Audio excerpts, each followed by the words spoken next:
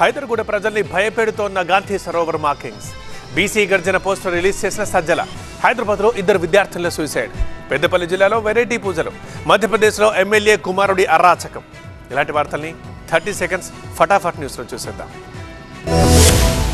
Tadepalli YCP కేంద్ర కార్యాలయంలో BC విభాగం సమావేశం జరిగింది. ఈ మీటింగ్ కి వైసీపీ స్టేట్ కోఆర్డినేటర్ సజ్జల రామకృష్ణారెడ్డి, మాజీ మంత్రులు జోగి రమేష్, చిల్లిపోయిన వేణుగోపాలకృష్ణ హాజరయ్యారు. బీసీ హక్కుల సాధన కోసం ఈ నెల 26వ తేదీన అనంతపురంలో నిర్వహించే బీసీ గళం సమావేశం పోస్టర్ విడుదల చేశారు. బీసీల సాధికారతకు జగన్ ప్రభుత్వ హయాంలో పెద్దపీట వేశామన్నారు సజ్జల రామకృష్ణారెడ్డి. హామీలు మాటల్లో కాదు చేతుల్లో చూపిన నాయకుడు జగన్ అన్నారు. విద్య, వైద్యం, వ్యవసాయం రంగాల్లో బీసీలకు అండగా ఆనాటి వైసీపీ ప్రభుత్వం నిలిచిందన్నారు. ఇప్పుడు కూటమి ప్రభుత్వంలో వ్యవస్థీకృత అవినీతి, రాజకీయ జోక్యం పెరిగిందని, దాంతో లబ్ధిదారులు సంక్షేమం కోల్పోయిన పరిస్థితి ఏర్పడిందన్నారు.